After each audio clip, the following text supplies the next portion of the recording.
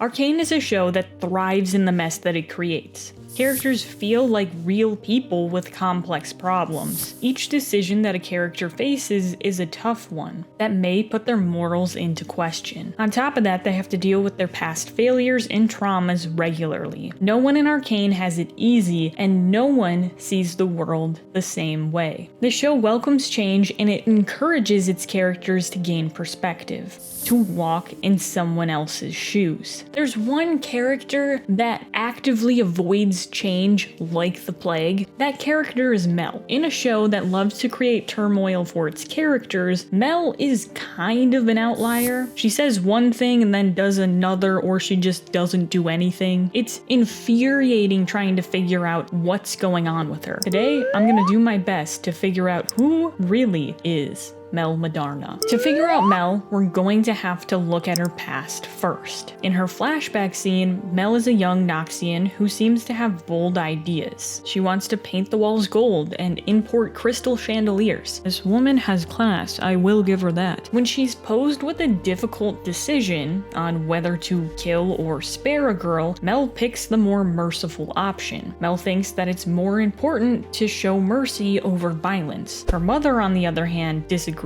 She tells her daughter, only one must die. Let her live, and you may have to kill thousands. On the surface, this flashback shows the conflict between Mel and her mother, but there is a lot more than just that. The situation with the girl is a difficult one. It has no clear answer. Both characters are morally right for different reasons. The only fault is what each character gets out of it. Mel's mother is at fault because she tells her daughter she is weak for picking mercy. Mel's only fault is that she lacks the experience necessary to deal with this dilemma. The solution morally does not sit well with Mel, which causes her to be scarred for life from this act of violence. In the present, Mel is a very successful councilwoman who is the richest person in Piltover, but she's still unhappy. She states that she's the poorest Medarda. Noxus is a weak spot for her. She doesn't like to bring it up, but she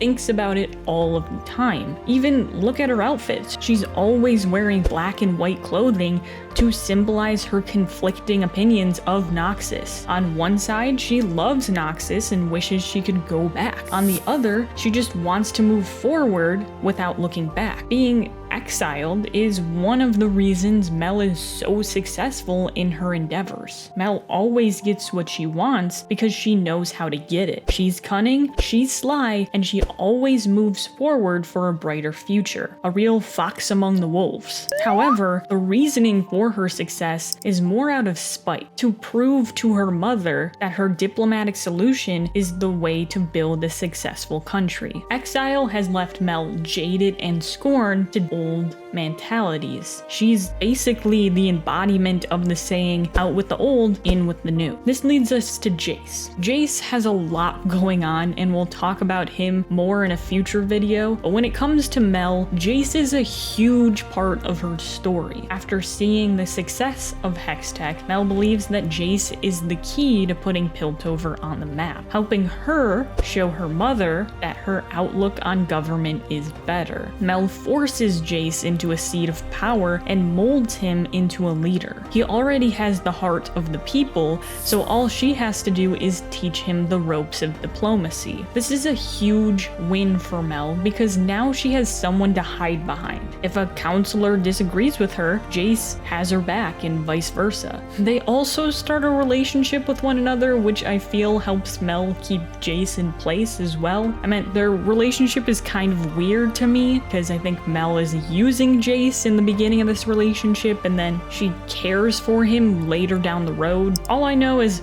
Mel has Jace wrapped around her finger, which makes her the most powerful person in Piltover. Being the most powerful person has its price. Mel's diplomatic approach is helpful when exchanging pleasantries with foreign lands, but it doesn't help when you have to take action within your own country. The Undercity problem is a constant threat that looms over the council for the whole season. A lot of it comes from the mishandling of the situation by Mel. She has the opportunity to deal with it early on when Jinx steals a Hextech gemstone on Progress Day, but instead she uses the situation for her own gain, to get Jace a seat on the council. She later has another chance to speak up when Vi and Caitlyn come in with more information about Silco. Mel just sits there and does nothing. For someone who has so much power, she never truly uses it, except when it helps her. So I guess my question is,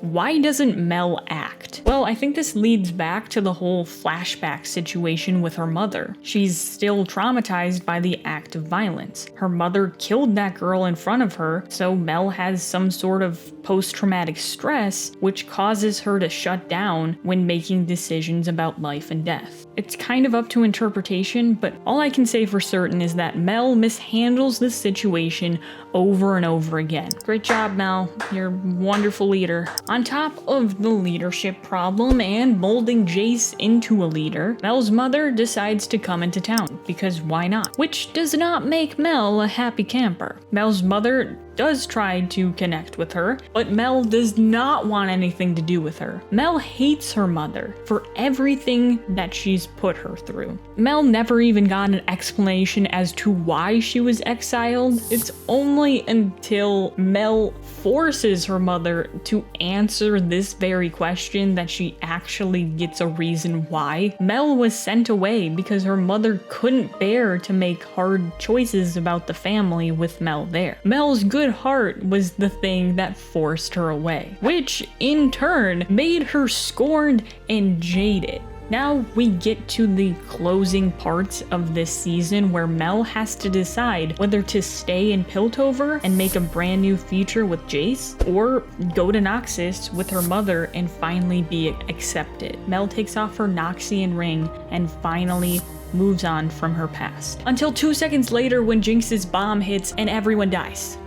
Probably. So where does Mel's character go from here in season 2? I think a lot of people think Mel's going to get out of this alive. I mean, she does always wear that golden armor thing, which could be magical. However, there is something that Mel says that makes me think otherwise. Before Mel kisses Jace for the first time, she says, "The Medardas usually only take from the world. We're not often in a position to give anything back." It's a very bizarre line coming from Mel. She's in a position of power. Her brother and mother are in a position of power. I know the Medardas kill a lot of people, but they're still in a position to give back to the world. They just don't choose to. You can take this statement however you want, but it seems like there's way more there than just a relationship with Jace. She's hurt when she says this, which leads me to believe that she doesn't even think she's given anything back to the society. Then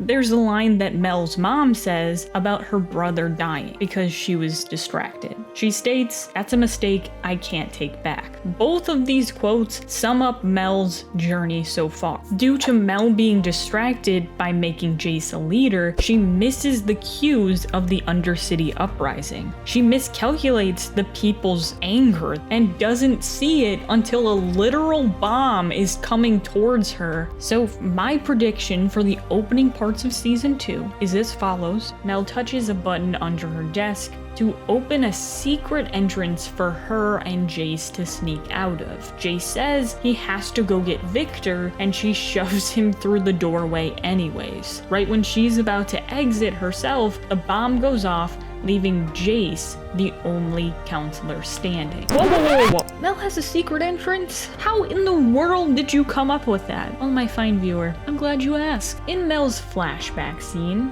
she talks about gold paint and crystal chandeliers, but then she talks about the Regent having her own secret entrance, which is absurd. But then start to think about it some more. All of Mel's bold ideas come true. Mel's rich, so painting the walls gold and getting crystal chandeliers is no problem. Then in the flashback, Mel goes on to say that a ruler must have a kind face, clever so she can charm her subjects, but pliable so we can mold her. I don't know about you, but that seems awfully similar to our dear friend Jace. Young Mel was right about all of those things.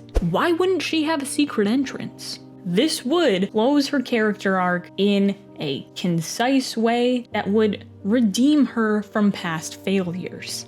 By saving Jace, it would finally let Mel be in a position to give something back to the world. She's not a bad person, but she was too distracted by her own problems to see the bigger picture. Changing in perspective is a huge part of this show. People like Mel and Silco do learn to change their ways, but they're too late to act upon it. Don't get me wrong, I would love to see Mel back in season 2, but I think it's highly unlikely. I really don't know what her character would do. At least in this prediction, Mel becomes a catalyst of change for Jace, her mother, and maybe even Alora, you know, Mel's personal assistant. For Jace, he would mourn over her loss, and it would kind of go back to keeping Piltover safe at all cost. And when it comes to Mel's mother, it would give her a mission to avenge both of her children. With the Alora by her side, Alora could become an adopted daughter to Mel's mom. But hey, that's just what I think. Let me know what you think about Mel in the comments down below. Click here if you want to see my opinion of what Caitlin Kierman is shooting for and where I think she's going in season 2. Hope you guys have a great day, and I'll see you next time.